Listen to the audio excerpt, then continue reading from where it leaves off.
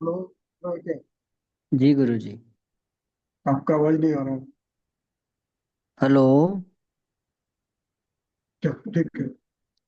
हम्म।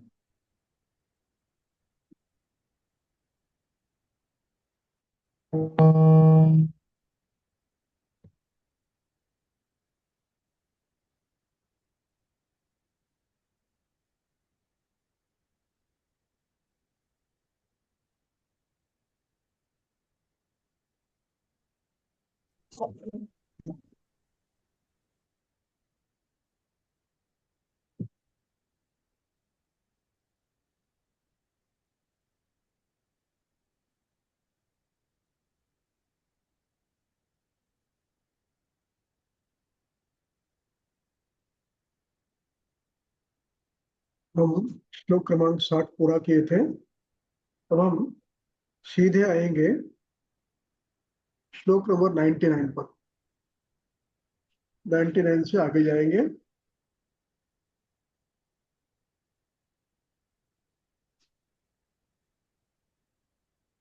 चरक चिकित्सा 28। इसके पूर्व श्लोक क्रमांक 75 से लेकर 88 तक जो विषय है वो विस्तार से हमने किया है। इसके पूर्व के 2-3 महीने पहले ठीक ठीक जाए वायु की, इसका सामान्य सूत्र वहां पर बताया है, वो हमने किया है। यदि आपको ऐसा लगता है कि वो समझ में नहीं आया तो मुझे नोट डालिए, यहाँ पर लिखिए, तो मैं दोबारा समझाऊंगा। अन्यथा मैं आज शुरू कर रहा हूँ उन 99 से। और यदि आपका कुछ सूचना आई तो फिर अगले लेक्चर में वो चिकित्सा पूरी फिर एक बार पढ़ाऊंगा। अब अर्जितम नावने नावनम मूर्धि तैलम तर्पणमेव च।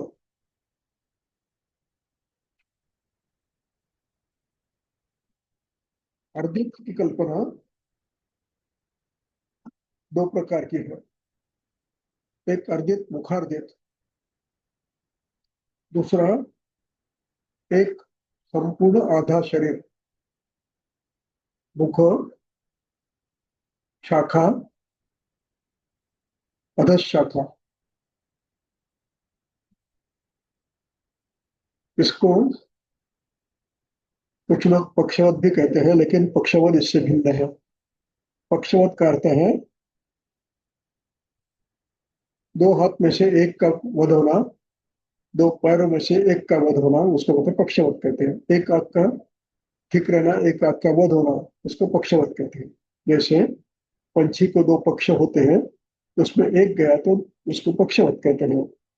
तो एक पक्ष, अब उस अर्थ में ये पूरा एक पक्ष जाता है, इसलिए पक्षवत कहते हैं। लेकिन पक्षवत शब्द में संदर्भ अलग है। पक्षवत में मर्मस्थित, शाखा मर्मस्थित व्याधि है, और अर्जित में शिरोमर्मस्थित व्याधि है। इसलिए चिकित्सा में यहाँ पर अर्जिते नावनम मूर्धि, अर्जितम नाव, अर्जिते नावनम, अर्जित में नश्य देना है। मूर्धनि तैल तर्पणम, मूर्धि सप्तमी है। मूर्धा शब्द है मूर्धन, मूर्धन हलंत शब्द है, उसके सप्तमी है। मूर्धि, मूर्धासु, तर्पणमेव च, तैलम च तर्पणमेव च। तर्पण और बंद।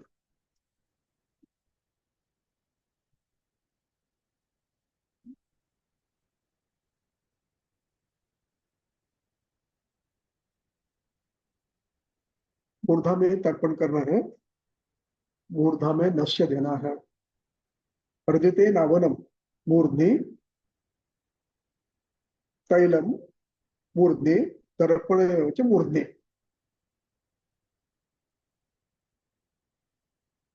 इस प्रकार तर्पण कहा है।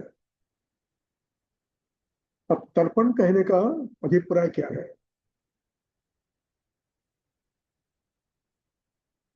तर्पण करने के पूर्व हमें दोषों का ध्यान करना है, व्याधि का नहीं। व्याधि अर्जित है, हमें कुछ लेन देन नहीं है। हमें इसमें दोष कौन सा है? स्वतंत्र वायु है या परतंत्र वायु है, अधिष्ठान मूर्धा है? तो हम पहले उसके हेतु निकालना है, हेतु बंद करना है। हेतु बंद करके उसकी चिकित्सा करनी है। यदि दोष प्रकोप परतंत्र है तो परतंत्र दोष प्रकोप करने वाले श्लेष्मा का, मेद का, मांस का, रक्त का, जो भी स्वरूप, दुष्ट रक्त, दुष्ट रस, दुष्ट मांस, दुष्ट मेद का जिस स्वरूप में व्याधि हो, उस स्वरूप को निर्माण करने वाला दोष होता है। इसलिए उस दोष का ज्ञान पहले कराना है। अर्जित ज्ञान ज्ञान होने से चिकित्सा का दिशा नहीं मिलती है। आपको ये ज्ञान हो जाए, हेतु अमुक था, संतर्पणजन्य था, वात शुद्ध वात यह है, कफावृत है, श्लेष्मावृत है, रक्त दूष्य है, मांस दूष्य है, मेद दूष्य है, वगैरह वगैरह। ये ज्ञान मिलने के बाद चिकित्सा प्रारंभ होती है। और सबसे पहले हेतु त्याग, हेतु त्याग के बाद हेतु विपरीत चिकित्सा, श्लेष्माक्षय करना। यदि श्लेष्मा है तो श्लेष्माक्षय करना, पित्त है तो पित्त क्षय करना, हेतु बन करके शमन करो या शोधन करो। दोष बल के आधार पर शमन या शोधन करना। और उसके बाद ये नावन पे आते हैं। उसके बाद ये जो उपक्रम है, ये स्थानानुरूप उपक्रम है। स्थानानुरूप उपक्रम है, लेकिन केवल स्थान से नहीं है, केवल स्थानानुरूप नहीं है।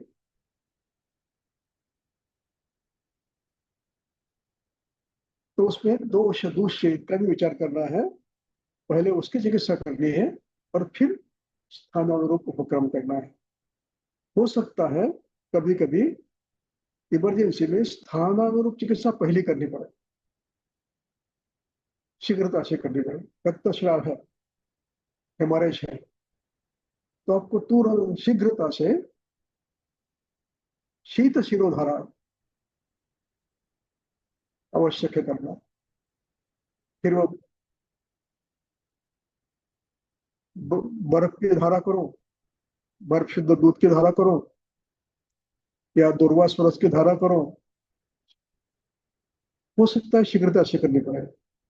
जहां हेमरेज हो, जहां कफन संप्राप्ति है, वहां ग्रंथि है, संकोच है, वहां शीत धारा नहीं, वहां उष्ण धारा करनी है,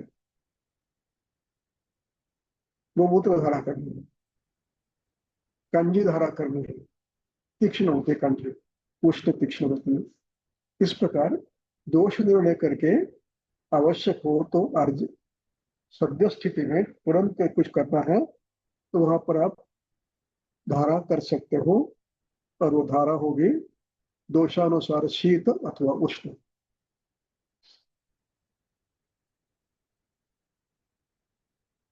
ध्यान में आया? नहीं तो आया पेशेंट, धारा शुरू, पहले सरपण शुरू, है कपज, है संतर्पणजन्य, है आमज, है मेदज। चिकित्सा क्या की है?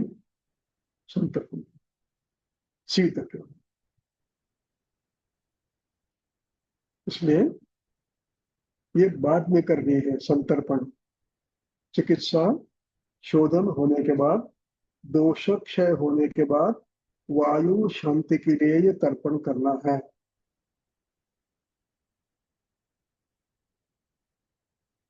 प्रतिव्याधि में, संतर्पणोक्त व्याधि में भी सामान्य चिकित्सा या अपतर्पण होती है। और उस अपतर्पण का परिणाम शोधन, शमन पाचन, भूक्षण, लंघन आदि का परिणाम वात प्रकोप होता ही है। इसलिए प्रतिव्याधि में चिकित्सा के बाद संतर्पण करना ही है, रुंघन करना ही है। आमवात में भी है, पक्षवत में भी है, आदित में भी है। इसलिए शुद्ध वातज में आपको यह अनुमति है चिकित्सा के बाद, साधारण चिकित्सा के बाद, वह प्राथमिकतया इमरजेंसी में शीघ्रता से आप अर्दित नावन कर सकते हो। अर्दित में संतर्पण का तैल तर्पण कर सकते हो। ये दो अवस्थाएं ध्यान में रखना। इसलिए चिकित्सक कहते हैं, ग्रंथकार कहते हैं, चिकित्सा न तो योग ही एवं तो केवल योग के आधार पर चिकित्सा करने वाला वैद्य मूर्ख होता है। योग से चिकित्सा करने के लिए अवस्था, दोष आदि का सम्यक ज्ञान होने के बाद ही चिकित्सा प्रारंभ करेंगे। योग देना योग्य है या नहीं, ये देखकर। नहीं तो यहाँ लिखा है अर्दिते नावनम मूर्धनि तैलम तर्पणम शुरू, नहीं। अवस्था कैसी है, सामावस्था है, निराम अवस्था है, आवरण यज्ञ है, ये सब देखकर निर्णय लेना है। तो समझ में आया? अर्दिते नावनम मूर्धि पे विस्तार करो, इस सूत्र का विस्तार करो। ये प्रश्न है, इसका उत्तर आप लिख कर लाएंगे। अर्दिते नावनम मूर्धि, इसका विस्तार करो। इसका विस्तार कैसे करना मैंने अभी बताया। तो उस पद्धति से विस्तार करके अपने डायरी में लिख लेना है, तो पक्का रहेगा। नहीं तो फिर गलती वही है, आया पेशेंट अर्दित शुरू, नावनम मूर्धि तैलम तर्पणम, मूर्खता है। इमरजेंसी में करना है, तुरंत पेशेंट आपके पास आया सीधा आपके पास आया कैजुअलिटी, तो आपको निर्णय करना है ये हेतु क्या है। तुरंत 2-3 सेकंड में सब निर्णय करना है। हेतु क्या है, संतर्पण निर्णय है, व्यक्ति कौन है, कैसा है। उसमें ध्यान में आ जाता है आपको, खेती में काम करने वाला है, मिर्ची खाने वाला है, नमकीन खाने वाला है, आप सीधे धारा कर सकते हैं। और श्रीमंत है, एसी में बैठने वाला, गाड़ी में बैठने वाला है, व्यायाम न करने वाला है, ग्रंथि है, आपको तर्पण करना है। पहले हाइपरटेंसिव है, हिस्ट्री ऑफ हाइपरटेंशन हमारे है, अब पहले आपको धारा करनी है, शीत धारा करनी है हाइपरटेंशन में। इस प्रकार निर्णय आपको करना है, नहीं तो ग्रंथ पढ़ गया अर्जिते नावनम मूर्धनि तैलम तर्पण में वच शुरू, इससे बड़ी मूर्खता कोई नहीं है। ग्रंथकार कहते हैं न तो योग ही है वो तो केवल योग से चिकित्सा करने वाला मूर्ख है, शब्द है ग्रंथकर्ताओं का। इसके बाद पक्षाघाते विरेचनम, नाड़ी स्वेदोपनाह उपनाः च अपि आनुपपेक्षितैः हिताः स्वेदनम स्नेह संयुक्तम पक्षाघाते विरेचनम। पक्षाघात में प्राथमिक चिकित्सा समाप्त होने के बाद अथवा इमरजेंसी आई तो निर्णय तुरंत करना है। इमरजेंसी में नाड़ी स्वेद उपनाह, आरूप उपनाह, पिशित उपनाह, स्वेदनम स्नेह संयुक्तम और मृदु विरेचन, या आप मृदु विरेचन, बड़ा विरेचन नहीं देना पक्षाघात में, या तो आप पस्ती दे दो। ये तात्काल चिकित्सा करनी है। लेकिन वास्तव चिकित्सा क्या है, दोष देखकर, संप्राप्ति देखकर, हेतु देखकर, कफज है, पित्तज है, आवरणजन्य है, आमज है, ये देखकर चिकित्सा करनी है। ग्रंथकर्ता ने जो चिकित्सा दी है, पहले इस पे केवलम 75 में केवलम निरूपस्तंभम, ये शब्द ध्यान में रखना। ये चिकित्सा केवल निरूपस्तंभ के लिए है। निरूपस्तंभ यानी कोई आवरण नहीं है, कोई संसर्ग नहीं है, कोई आवरण नहीं है, संसर्ग नहीं है, केवल वायु है। कुछ उसकी चिकित्सा है। लेकिन पेशेंट आपके पास सीधा आया है, पक्षाघात अभी भी हुआ है, आया है, पहले क्या करोगे आप? उपना, श्वेत और छोटा सा अनुलोमन, हरितकी, विरेचनात्मक पेरंड हरितकी, छोटा, बड़ा नहीं। 4-5 विरेचन नहीं होना है, एक शोधन छोटा सा हम करना है। तो पक्षाघाती विरेचनम, इस पर चर्चा बाद में करूंगा, पक्षाघाती विरेचन पर। उसके बाद अंतरा कंडरा गुल्फम शिरा बस्त्यग्नि कर्म च। अब अंतरा कंडरा गुल्फ, इसका टीका देखो। अंतरा कंडरा गुल्फम शिरा इति कंडरा गुल्फ योः मध्ये शिरावेदनम कर्तव्यम। कंडरा और गुल्फ, इसके बीच पे शिरावेद करना है। कहाँ पर? रुद्रसी जो, रुद्र बस्ती अग्निकर्म जो।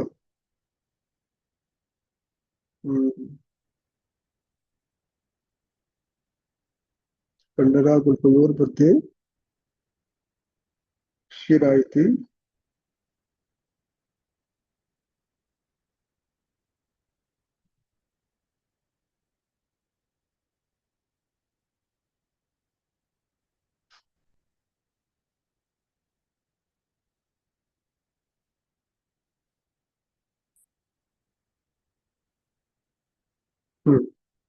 रुद्रशीषु शिरावेद अथवा बस्ती कर्म अग्निकर्म प्रयुंजित। खल्ली में उपनाह, उपनाह के लिए पायस कृषरा मांस तैल घृतान्वित वगैरह वगैरह। व्याप्तानन, व्याप्तानन का अर्थ अनुग्रह। अनुग्रह दो प्रकार के होते हैं, एक बंद होना, अनु, मुख बंद होना, दूसरा विस्तारित होना। इनमें उन्नम्य, व्याप्तानने स्विन्न अंगुष्ठाभ्याम प्रपीड्य उन्नम्य च मुखम उन्नम्य हितम स्रस्तम गमयेत स्थानम स्निग्धम स्विन्नम विनामयेत। स्निग्ध, श्वेत करके उसको, यदि बंद है तो श्वेत स्नान करके उसको खुला करने का प्रयास करो और अपने स्थान में बिठा देने का प्रयास करो। अब ये जो है चिकित्सा, ये चिकित्सा सूत्र क्यों बताया है, उसका कारण, अधिकरण अगले सूत्र में है। प्रत्येकम, प्रत्येकम,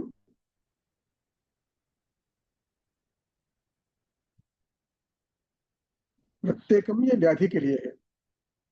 प्रत्येकम व्याधि स्थान दूष्य आदि क्रिया वैशेष्य पृथक पृथक। प्रस्थान के लिए चिकित्सा पृथक है। क्यों? दूष्य पृथक है, अधिष्ठान पृथक है, हेतु पृथक है।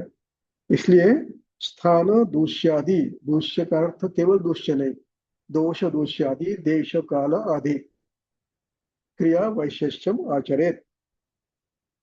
क्रिया वैशिष्य यानी भिन्नता। अब उसकी टीका देखो क्या है। अनुक्त विशेष चिकित्सा उपग्रहणीयार्थम प्रत्येकम इत्यादि स्थानम पक्वादि दूष्यम रक्तादि अधिग्रहणात् आवरण ग्रहणम स्थान दूष्यापेक्षा क्रियास्तु कोष्ठस्थ इत्यादि। समझ गए? यदि आप केवल अर्जते नावनम मूर्धनि, अर्जित के चिकित्सा लिखो, आपने क्या लिख दिया? अर्जिते नावनम मूर्धनि, मैं 0 मार्क दूंगा। समझ गए? हो सकता है मैं आपकी परीक्षा फाइनल के पहले एक बार ले दो और फिर आप बता दो आप कहाँ पर। आयुर्वेद बहुत ऊपर ऊपर ले रहे हैं, बहुत ऊपरी स्तर पर ले रहे हैं। तो इस प्रकार हमें समझना है। अब यहाँ पर इसके बाद पक्वा पक्षाघाते विरेचनम शब्द आया है।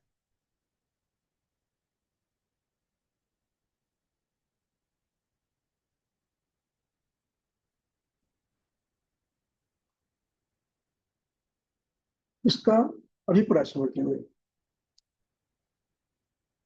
चिकित्सा 75 से प्रारंभ हुई है। वो किसकी है? चाहने वाला, चाहने वाला थोड़ी ना होता। बार बार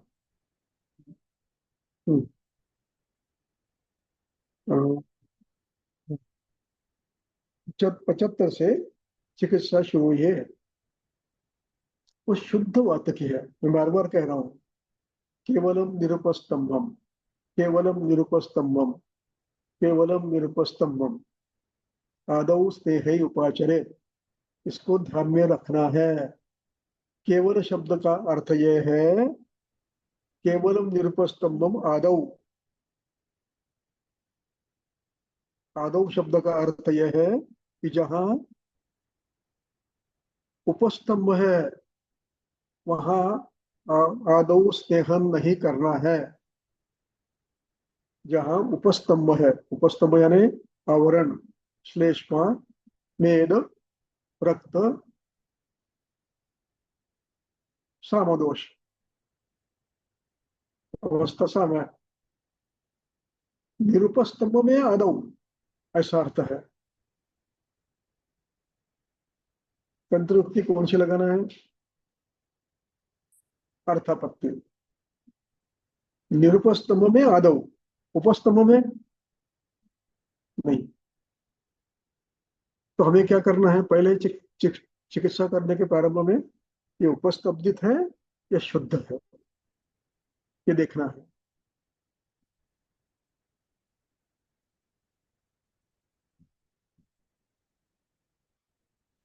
यदि उपस्तब्ध है तो चिकित्सा भिन्न होगी। केवल निरुपस्तंभ है, चिकित्सा भिन्न होगी। समझ गए? गेटिंग योर पॉइंट और नॉट? कंफ्यूजन है? मुझे डर लगता है कहीं कंफ्यूजन हो गया तो गड़बड़ कर दोगे। कंफ्यूजन है तो पूछ लोगे, क्योंकि आप पढ़ाने वाले हो आगे जाकर। कंफ्यूजन में पढ़ाना मुश्किल है, कठिन है। कुछ भी गलत पढ़ोगे नुकसान करोगे।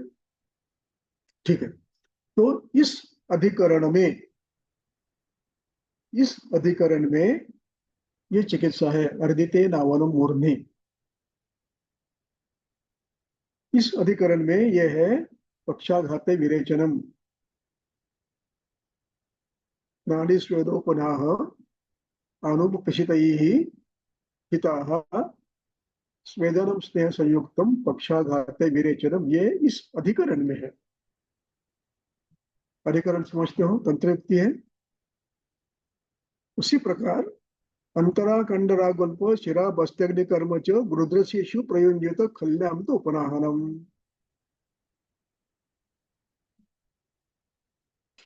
इस अर्थ में, इस अधिकरण में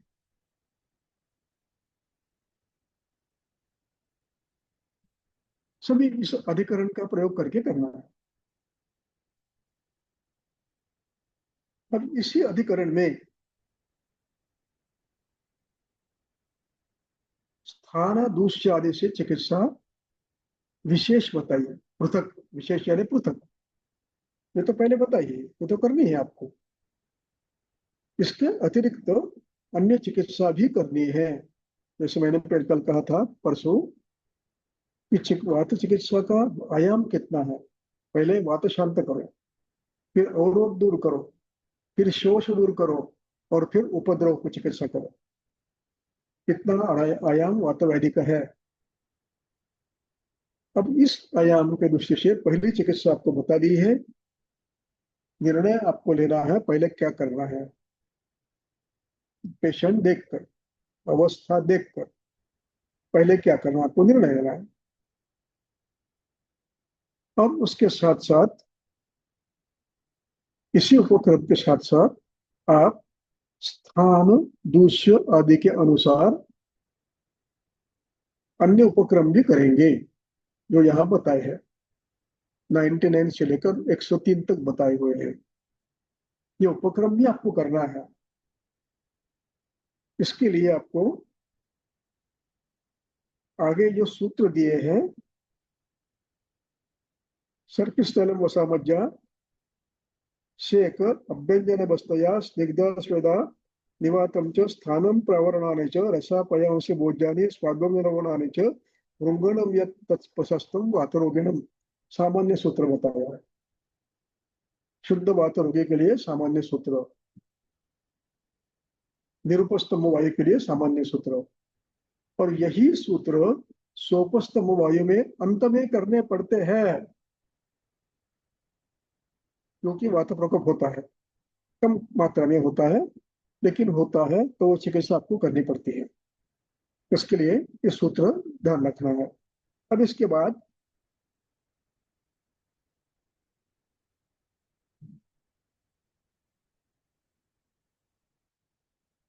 अब अवगाहन के लिए 106 से लेकर 109 तक अवगाहन के लिए बताए हैं। प्रसाद स्निग्धान दध्यम्न विवशता भोजन भोजन भोजन का विधि है।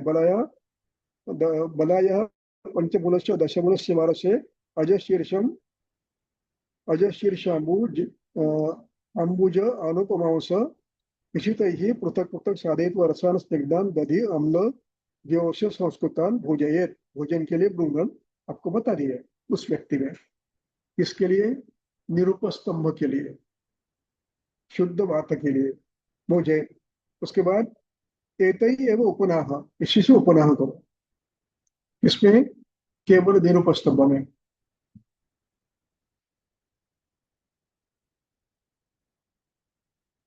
उसके लिए घृततैलयुते आम्लैः क्षुण्ण स्पिन्न रसैः अनस्थिभिः। अनस्थि यानी मांस में कभी अस्थि मत लो, उपनाह करने के लिए। उसके बाद उपनाह है अवगाह। आपको अवश्य पेशेंट मिलेंगे, अवगाह की आवश्यकता है। पत्र इनका क्वाथ, पत्र उत्क्वाथ पय तैल, इनका द्रोणी में बिठा उसको अवगाहन करना। इस प्रकार क्रिया वैशिष्य बताया है स्थानानुरूप। कटि में दर्द है, हर्ष है, जानोशूल है, अवगाह करो। संपूर्ण शरीर अवगाह अथवा अवयवशः अवगाह करो।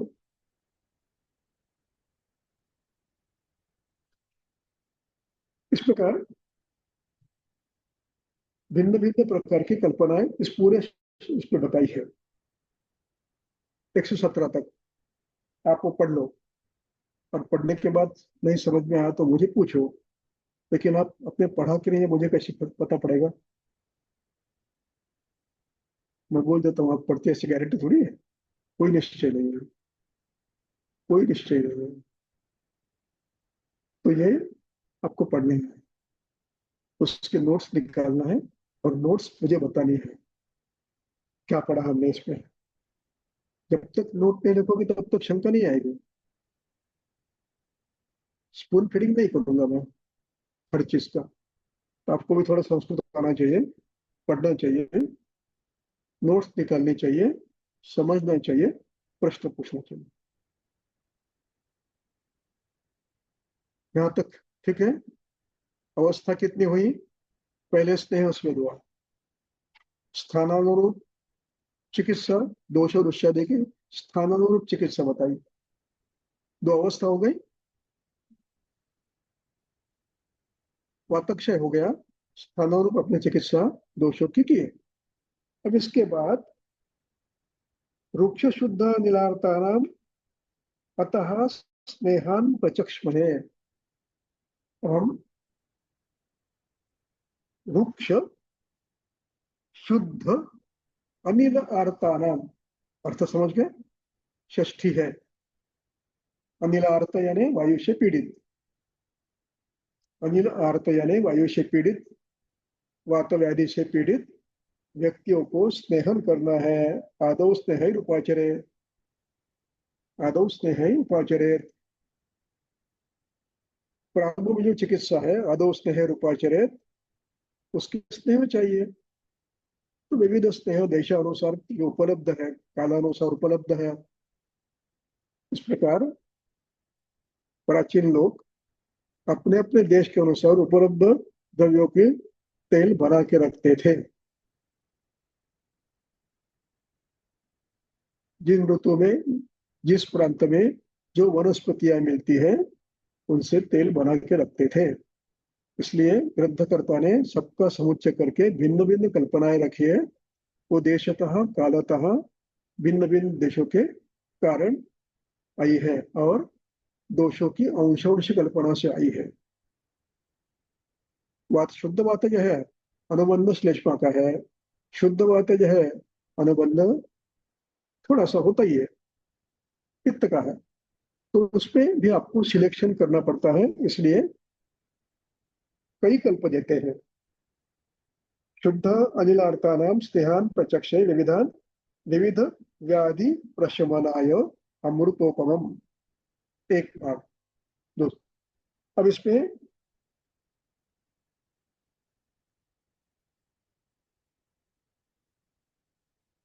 एक द्रोण जल में दशमूल चतुष्फलान पचेत। एक द्रोण अंबसा यानी पानी, षष्ठी।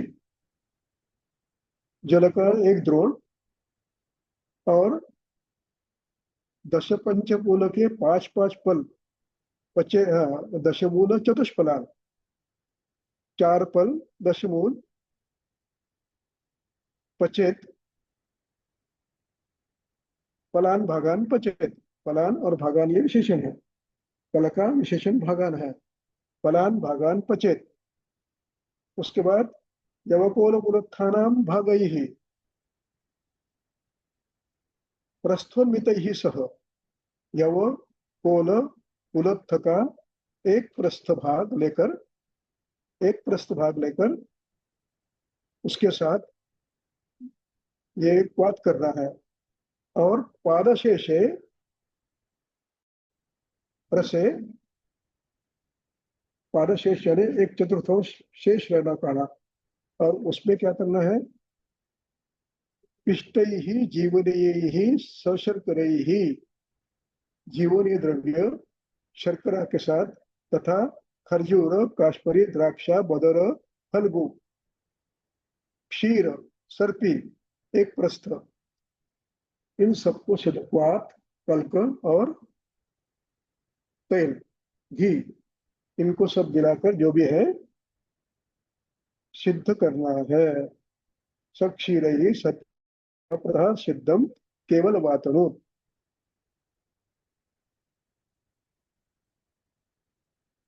इस प्रकार का कल्प आपको दिया है, ये शुद्ध वात के लिए है। अब आपको अवस्था वायु की कितनी तीव्र है उसके अनुसार कल्प का निचयन करना है।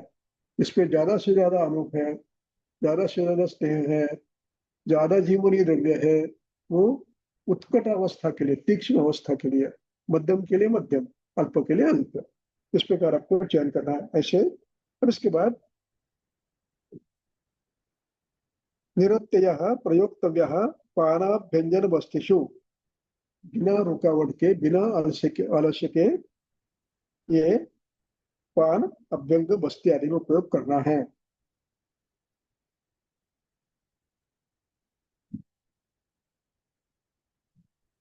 और इसके बाद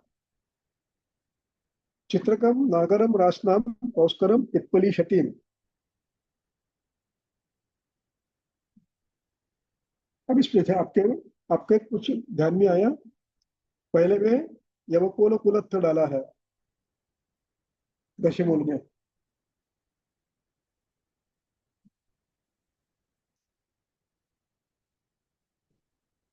पुलत्थ का कार्य क्या है? भेदन है। पुलत्थो भेदन है, अष्टपदी भेदक है। यानी जहां अवरोध घन है, कठिन है, वात व्याधि में भी श्लेष्मा रक्त आदि का अवरोध एक कठिन बनता है। रक्षात कठिनीभूता, रूक्ष गुण से ये भाव भी कठिन बन जाते हैं। उनके भेदन के लिए एक पुलत्थ है, यव है और कोल है। कोल का अर्थ पंचकोल में से एक, कटुरस। कोल यानी यहाँ पर कटुरस है। पंचकोल, पंचकोल में क्या है पता है? पिप्पली, पिप्पली मूल, चव्य, चित्रक, नागर।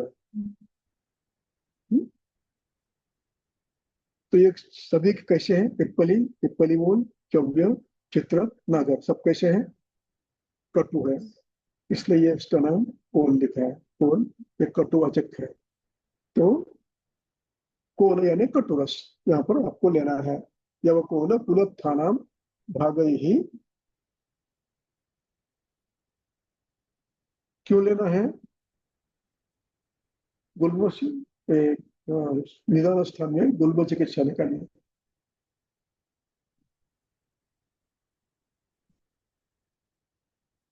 गुल्म स्थान, निदान स्थान गुल्म।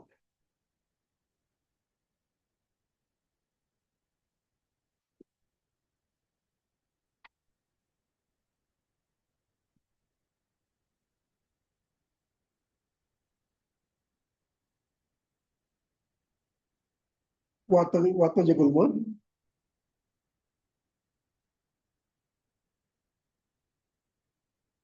उसके हेतु के बाद हेतु सम, आगे एक तो पूरा हेतु बोलो।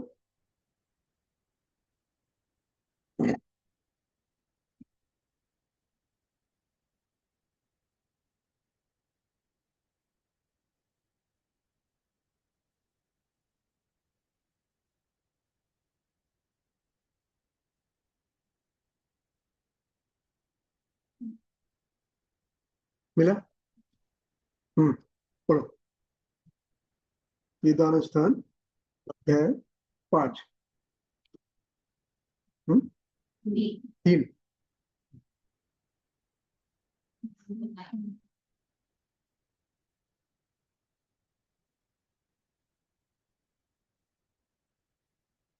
हाँ, श्लोक क्रमांक 7 की दूसरी पंक्ति पढ़ो। हाँ, पहले से पढ़ो। सक पितो वायु यदा महाश्रोतो अनुप्रविश्य प्रोक्षात कठिनीभूतम अपलुत्य। अब ये कठिन कौन होता है?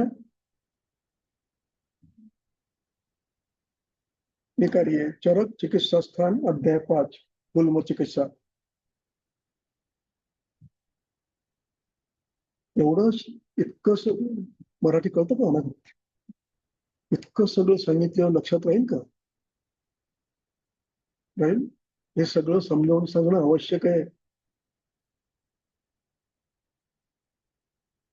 ये सब ध्यान में रखना आवश्यक है, जितना जो बता रहा हूं मैं,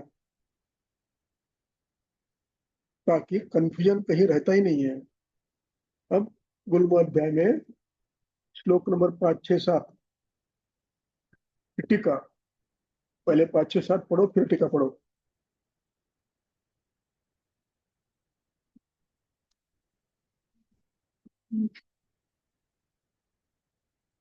अध्याय 5, श्लोक नंबर 5, 6, 7।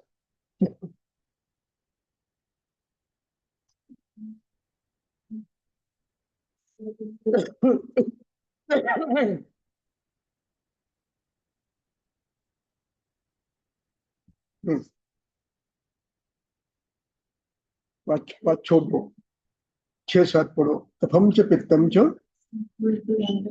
सदुष्ट वायु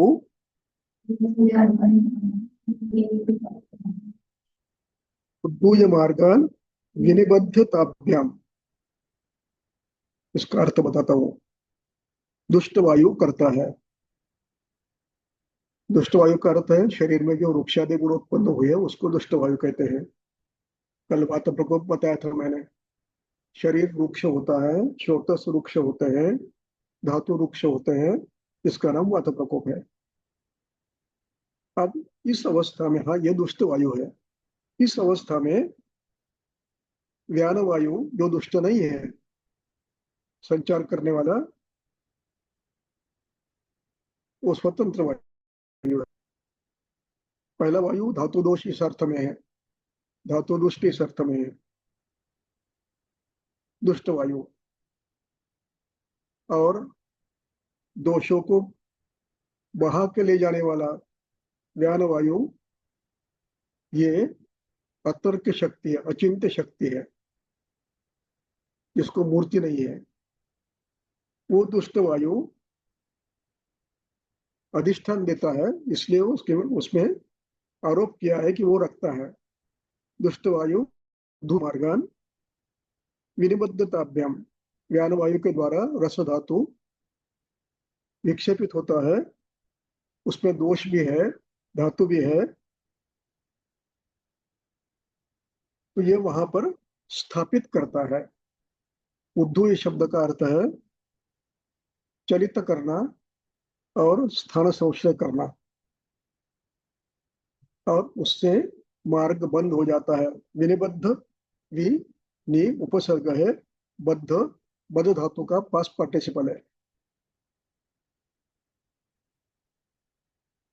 ताभ्याम कफाभ्याम पित्ताभ्याम च विनिबद्ध। अब उसके बाद हृन्नाभि पार्श्व उदर बस्तिशूल करोति। अब ये कहीं भी हुआ तो शूल करने के स्थान इसके ये है, इसको कहते हैं रिफर्ड पेन। संप्राप्ति पेट में कहीं भी होगी, लेकिन शूल इन स्थान में हो सकता है। रिफर पेन कहाँ हो सकता है? हृदय के आसपास, पार्श्व में, उदर में, बस्ती में, कटी में, वंक्षण में।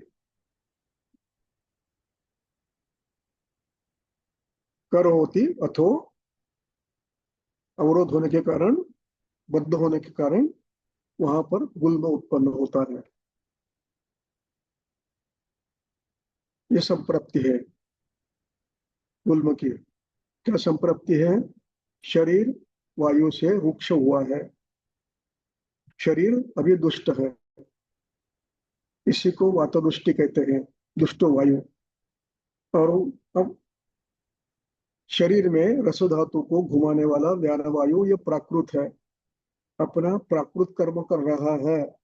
ये प्राकृत कर्म करते हुए रस धातु, रक्त धातु, उसमें स्थित अन्य धातुओं के अंश, श्लेष्मा, पित्त, इन सबको 24 घंटे घुमाता रहता है।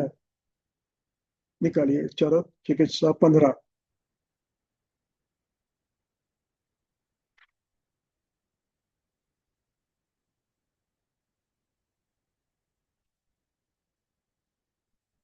व्यान रस धातु ही विक्षेपोजित कर्मणा।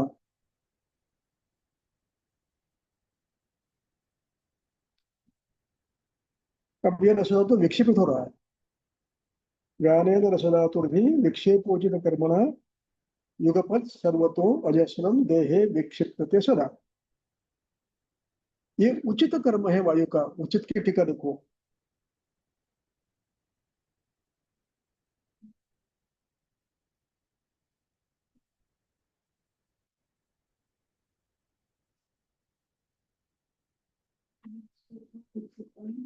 उचित प्राकृत कर्म है, जो नहीं है, ये विक्षेपित कर रहा है। किसको? रस धातु में। रसना कौन है? अब श्लेष्म पित्त है, दुष्ट धातु है। रस दुष्ट, पित्त दुष्ट, कफ दुष्ट धातु है। अब आगे क्या लिखा है? युगपत सर्वतो यशम देहे विक्षिप्यते सदा। सदा का अर्थ क्या हुआ? जन्म से मृत्यु तक ये कर्म चल रहा है। आगे क्या लिखा है? क्षिप्यमाणः खवैगुण्यात् यत्र सज्जते सोरसा। अब फेंकते फेंकते फेंकते शरीर की अवस्था कैसी है? रुक्षादि गुणों से युक्त है। अब जगह जगह पर ये प्रक्षेपित धातु रुक सकता है, जहां जहां अनुकूलता मिले वहां रुक जाएगा। इस रस धातु में दोष भी है।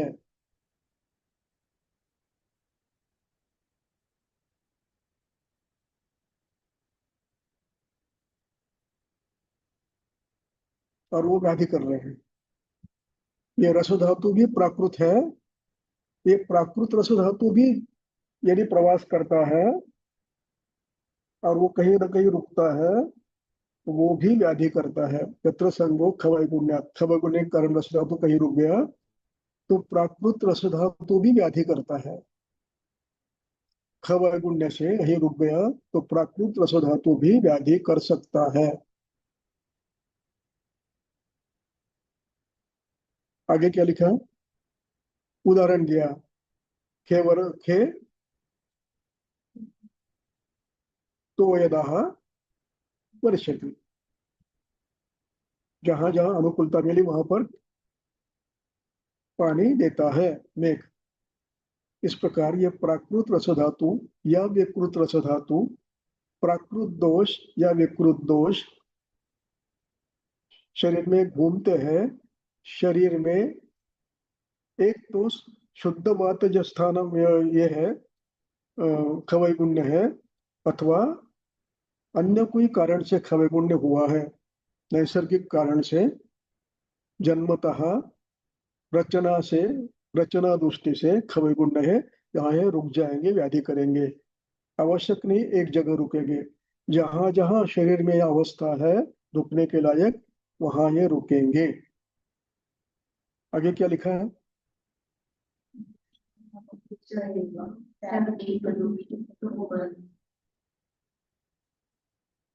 एक पंक्ति आगे किए, दोषाणामपि एवं शात है। दोषाणामपि एवं शात, एक देश पर दोष भी इस प्रकार शरीर में घूमते रहते हैं ज्ञान के द्वारा, और वे प्राकृत हो तो भी रुकते हैं यदि खवय गुण है तो, और विकृत है तो रुकते ही है, व्याधि करते हैं। यानी व्यानवायु प्राकृत है, शरीर वातदुष्ट है। दोष दुष्ट हो सकते हैं, प्राकृत हो सकते हैं, सम हो सकते हैं, क्षीण हो सकते हैं, लेकिन एक साथ घूमने के कारण ये भी पारतंत्र्यात रुक जाते हैं। अब रुकने के लिए जगह है इसलिए रुक जाते हैं, उनकी इच्छा नहीं है व्याधि करने की, क्योंकि वो प्राकृत है, क्षीण है। वृद्ध है तो करेंगे, रुक जाते हैं और व्याधि करते हैं। इस प्रकार अब इसमें आइए, फिर से गुल्म में आइए।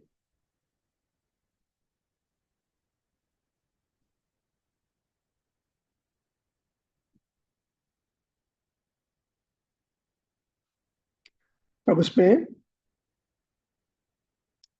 वातगुल में करके 5वीं लाइन है, 7वें श्लोक के नीचे। वातगुल में तू स्वतंत्र कुपित वायु, यहां तक समझ में आया? स्वतंत्र का अर्थ क्या हुआ? अपने हेतु से कुपित वायु, यानी शरीर रुक्ष परुष विशद खर सूक्ष्म सुशील बना है। ये वायु की कल्पना है। स्वतंत्र कुपितो वायु यानी शरीर, शरीर के धातु, शरीर के स्रोतस, देहे श्रोतांशी रिक्तानि पूरयित्वा अनिलो बलि। अब अनिलो बलि ये शब्द इस शरीर के लिए है। शरीर में जो वायु रुद्ध हुआ है उसके लिए अनिलो बलि है। और दूसरा अनिलो बलि व्यान वायु के लिए है। एक ही शब्द दो बार यूज करना है। प्राकृत व्यान वायु अपनी शक्ति से दोषों को घुमाता है।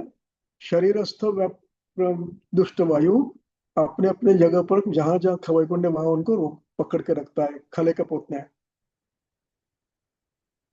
केदार कुल्य न्याय में जहां खड्डा आया, खले खले केदार कुल्य न्याय, जहां खड्डा आया पानी रुक गया, जहां खड्डा है पानी रुक गया।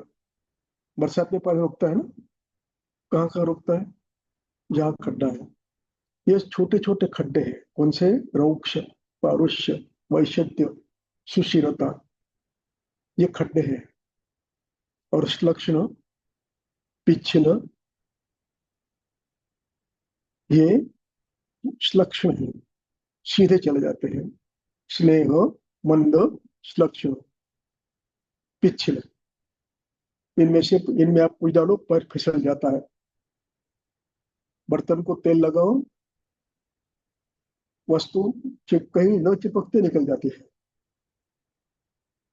तो ये खवय पुण्य है।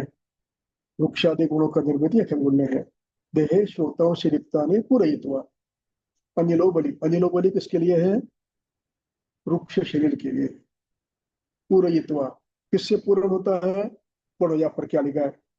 स्वतंत्र प्रभुत्व वायु, आगे क्या लिखा है? प्रकृति स्थौ, गुलमाध्याय, प्रकृति स्थौ पित्त कपौ उद्धूय गुल्मम करोति। कौन गुल्म कर रहा है? प्रकृति स्थ कप पित्त गुल्म कर रहा है। समझ गए? अब ये पित्त श्लेष्मा अधिक रस अथवा रक्त अथवा मांस, पांचवें अध्याय अपने गुल्म के पांचवें अध्याय में क्या पढ़ा था? रौक्षात कठिनी भूतो, याद है? लग गया? पूरा चित्र स्पष्ट हो गया? डॉट सब जोड़ो, इसको कहते हैं योग तंत्र युक्ति। डॉट जोड़ने पड़ते हैं आपको। अब इस कठिन भूत को यदि तोड़ना है तो आपको क्या करना पड़ेगा? हथौड़ा छन्नी तो नहीं आ सकते। तेल ऐसा बनाओ जो भेदक हो, तीक्ष्ण हो, प्रवाती हो। समझ गए? इसलिए कुलत्थ, ये वो तेल, ये अपना कार्य करते हैं।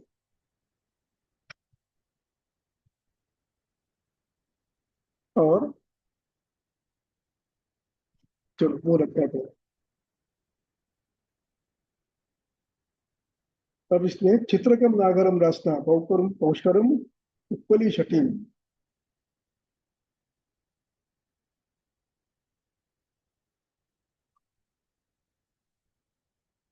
अब यहाँ पर भी चित्र डाला है, नागर डाला है,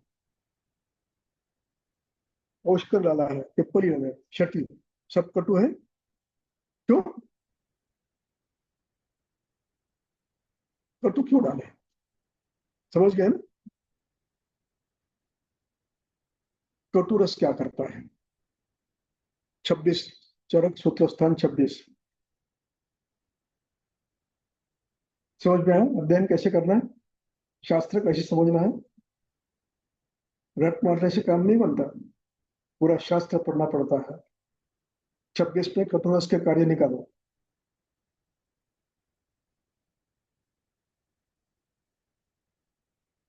कटु रस के कार्य 26, सूत्र स्थान 26। मधुर, आम्ल, लवण, कटु। श्लोक नंबर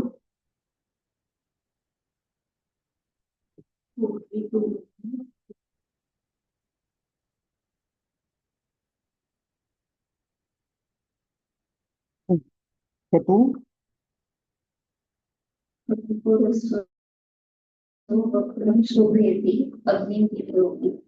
कितने श्लोक नंबर किती? खडी साखर नाही आहे? खडी साखर, हाँ 42 मध्ये 42 42, 42 निकालो।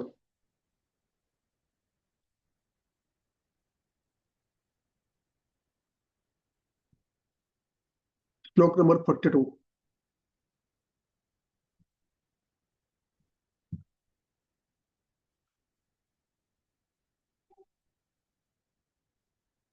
हाँ, कटुरस निकालो, उसमें आगे आगे जाओ। कटुरस पहले मधुर है, फिर अम्ल है, फिर लवण है, और फिर कटु है।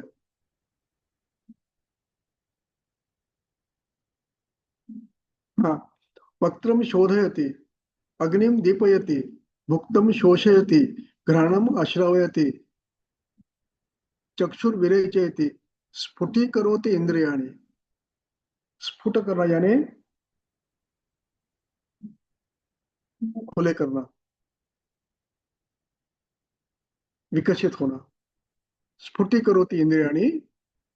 उसके बाद ठीक है, मौसम विलिखति है, शोणित संघातम भिनत्ति है, बंधान छिनत्ति, मार्गान विवृणोति है। कटुरस क्यों डाला? वात व्याधि की चिकित्सा में कटुरस स्नेह में क्यों डाला? समझ गए? यदि संप्राप्ति समझ गए तो समझ गए, संप्राप्ति नहीं समझे तो क्या लोग थे, कुछ भी डाला, दे दिया, आपके सामने रख दिया, पढ़ो और पूछना नहीं क्यों किया करके।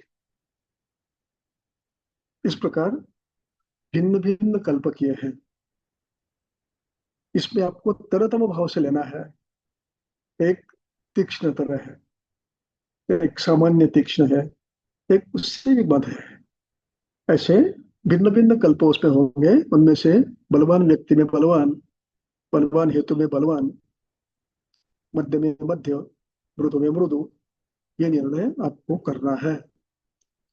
और ये कैसे करना है ये बाद में बताऊंगा। अब इसके बाद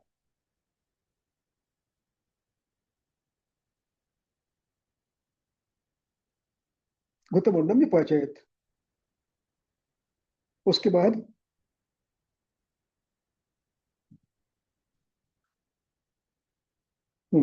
124 से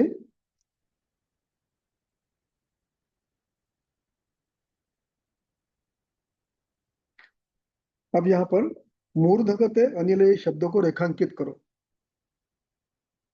ये मूर्धगत अनिल में करना है। मूर्धगत अनिल यानी क्या? शरीर में, मूर्धा में जो भी व्याधि है, वात व्याधि है, उसमें संप्राप्ति है। संप्राप्ति कौन सी है? वात व्याधि की। यानी कैसी है? पहले वात प्रकोप है, उसके बाद दोषों का स्थान संश्रय है, उसका कठिनी भवन होना है, अवरोध होना है। उसके बाद अवरोध के बाद क्या होगा? कल बताया था मैंने, दोष होने वाला है। और पांचवा उपद्रव। अवरोध के ये वाले दोष उपद्रव करेंगे। अब इसमें से मूर्धा में जो अवरोधात्मक संप्राप्ति है, वात वृद्धि, दोषों का आश्रय, उनका काठिन्य, ये गंभीर है, शिरोगत है। ऐसे मूर्धागत अनिले, इन कल्पों का प्रयोग करना है।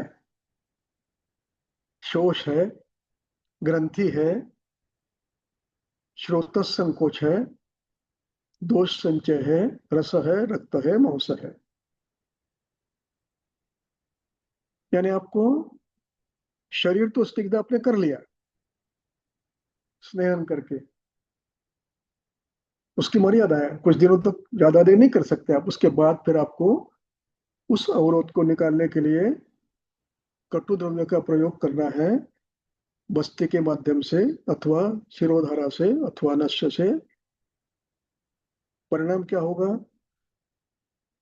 ग्रंथि, शोथ, दोषों का कठिन अवस्था, श्रोतोरोग ये दूर होने के लिए मूर्धा तक औषध जानी चाहिए।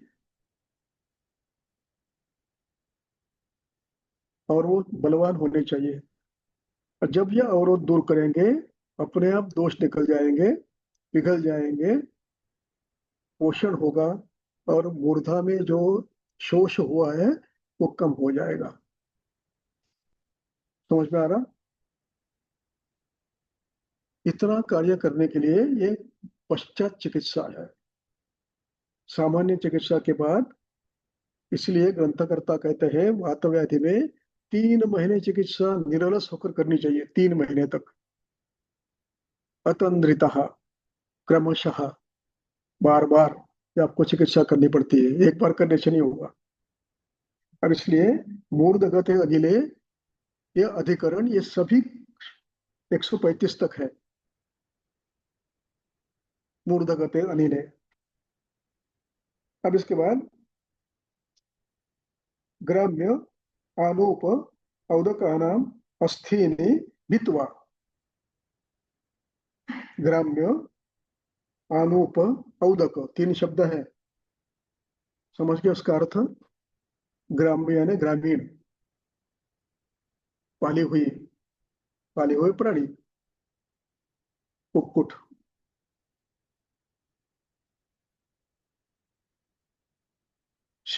बकरी, ऐसे। अनूप, जल में, अनूप प्रदेश के, और औदक पानी में काम फिर घूमने वाले मत्स्य इत्यादि, इनकी अस्थियां तोड़नी है। भित्वा अस्थिनी पचेत जले, पानी में डालकर उसको उबालना है। क्या होगा उबालने के बाद? मज्जा पानी में मिक्स हो जाएगी, एकत्रित हो जाएगी, अलग होगी। उसके बाद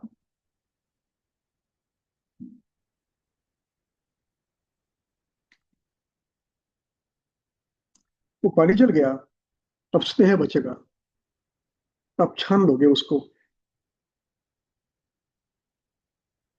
तम स्नेहम, अब वो स्नेह है ना, बस मज्जा। तम स्नेहम दशमूलस्य कषायेन पुनः पचेत, उस स्नेह में दशमूल डालो, और उसमें फिर क्या डालो? जीवक, वृषभक, स्फोटा, विदारी कंद, कपिकच्छु, वातग्न, जीवनीय कलकई ही, इनके कल्क डालो। और द्विभाग क्षीर भागिकम, दो दुगने, जितना स्नेह है उसका दुगना दूध डालो। तत्सिद्धम, उसको सिद्ध करो। नावन अभ्यंग पानात अनुवासनात देना है। कहां पर देना है? सभी व्याधियों में देना है, अपना अपना काम करेगा। आगे क्या लिखा है? शिरा, शिरा का अर्थ है श्रोतस, शिरा का अर्थ है श्रोतस। शिरा के दो सामासिक शब्द है, उसमें अंत में स्थ है। स्थ का अर्थ रहने वाला, देशस्थ, देश में रहने वाला। शिरास्थ मारुतम प्रणुदति, प्र उपसर्ग है, नुद धातु है। नुद धातु का अर्थ है शांत करना, नष्ट करना। किसको? शिरास्थ मारुतम प्रणुदति, सूक्ष्म स्रोतों में जो रोक्षादि गुणों का निर्माण हुआ है, जो कठिन पदार्थ वहां होकर बैठे हैं, उनको धीरे धीरे अलग करने का काम और शरीर को स्निग्ध करने का काम भी करेगा। अब ये पूरे शरीर तो करेगा ही, लेकिन दूरस्थ को भी करेगा, क्योंकि आपने रचना ऐसी की है कि पहले आपने पहला स्नेह दिया कुलत्थ वाला, उसके बाद ये दिया, या तो व्यत्यास किया, एक अनुवासन कुलत्थ का, एक अनुवासन इसका, ऐसा आप एडजस्ट करेंगे क्रमशः, कहीं अतियोग न हो। पर्वस्थित, पर्व में जो टेढ़े होते हैं पर्व, उनके वाहिनियां टेढ़ी होती है, पर प्रायः वातरक्त ऐसे टेढ़े स्थानों में होता है, ग्रंथि शोथ आता है। तो पर्वस्थित, पर्वस्थित, अस्थि स्थित, कोष्ठ स्थित। प्रणोदति, प्र उपसर्ग है, नोद धातु है, कौन? मारुतम, मारुतम द्वितीय है। आशु का अर्थ है, आशु व्यक्ति का नाम नहीं है, शीघ्रता से। आशुतोष, जल्दी प्रसन्न होने वाला, शंकर भगवान। आशु मारुतम प्रणोदति। समझ गए? चिकित्सा की अवस्था समझ रहे हैं आप? यह वास्तववेदी में कल्प देना है, लगाओ शुरू। अवस्थाएं सीखना, इन अवस्थाओं के अनुसार चिकित्सा करते बदलती जानी है। 3 महीने चिकित्सा करनी है, अवस्था बदलती है क्योंकि गंभीर है ये। अब आगे पढ़ो। ये शुहु प्रक्षीण मज्जान का, जिनमें मज्जा क्षीण हुआ है। क्यों? श्रोतरोध है,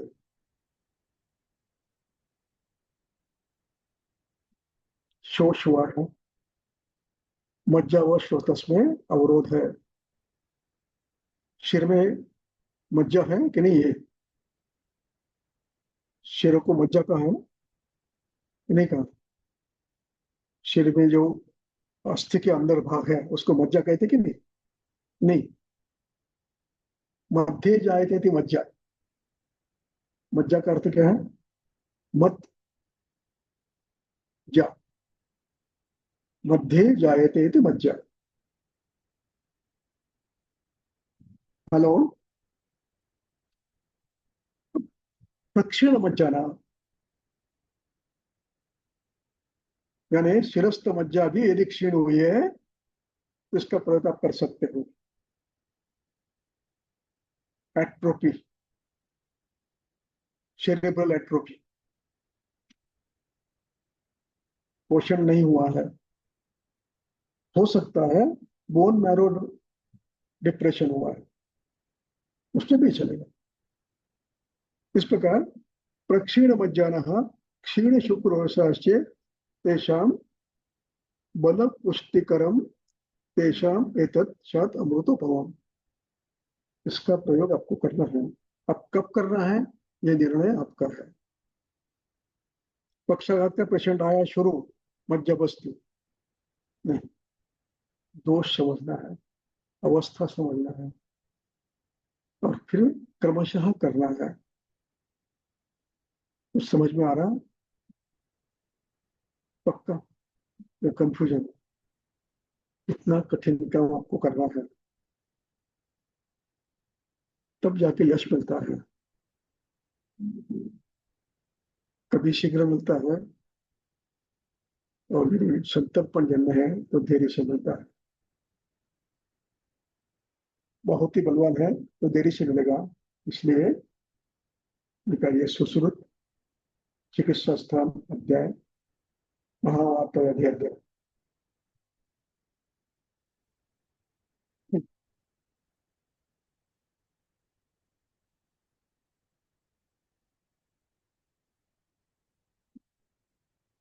क्या सब ऊपर से जा रहा, प्लेन जाता वैसे? ये चला गया प्लेन।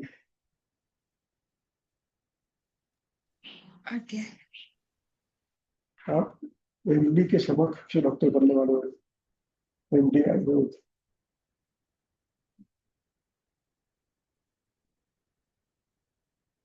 छठवा अध्याय,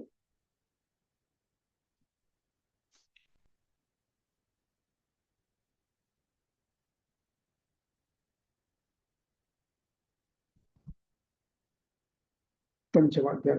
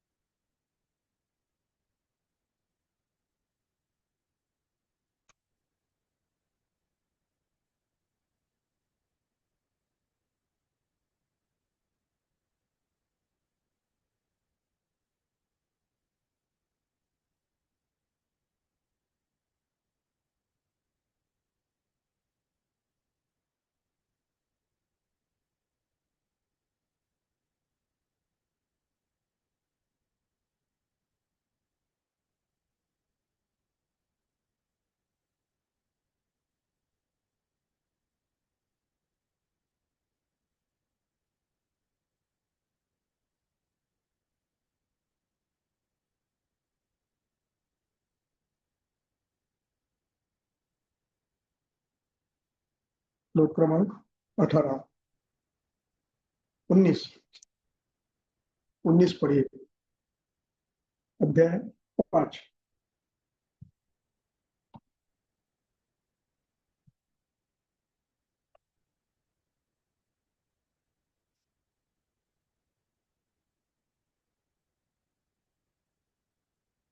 उन्नीस श्लोक नंबर,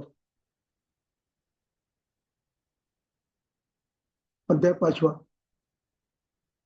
आपने 8वां निकाला है, 5वां।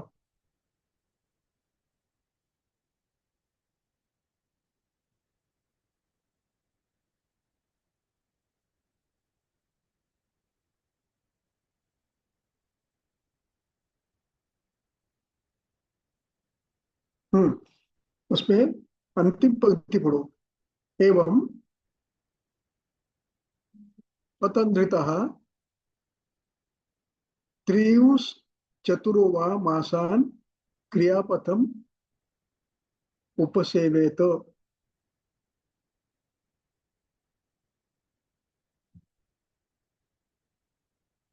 गंभीर व्याधियों में, मर्मगत व्याधि में और मध्यम रोग मार्ग के व्याधि में प्रायः, और जहां व्याधि बलवान है वहां पर 3 महीने तक चिकित्सा करनी है आपको। त्रिचतुर्मासम वा मासान क्रियाम उपसेवेत। चलो मूल श्लोक पर आओ, समाप्त करेंगे। हम्म,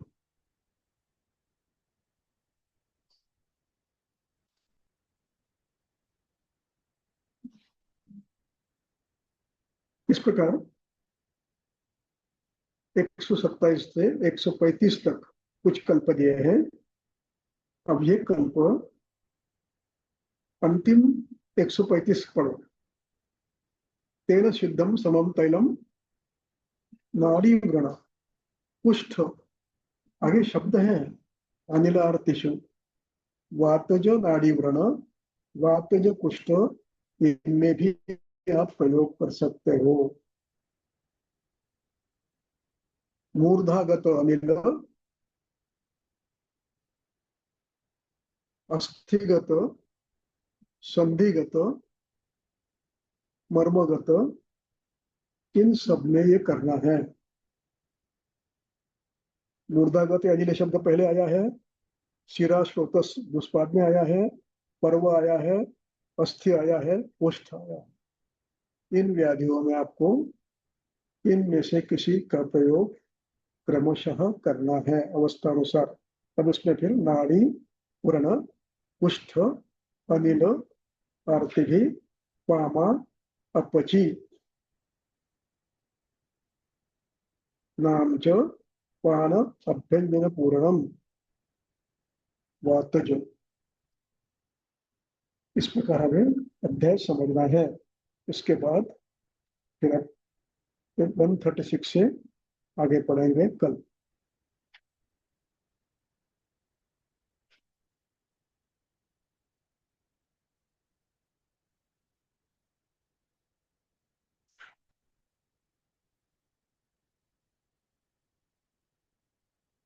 ठीक है, अगले अगले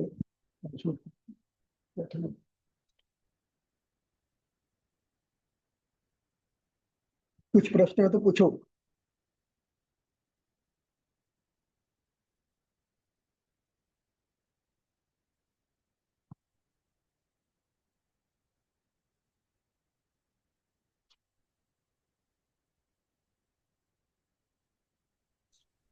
प्रणाम सर।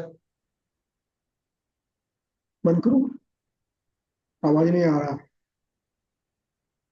प्रणाम सर, एक प्रश्न था। नहीं, आवाज नहीं आ रहा, पता नहीं क्यों।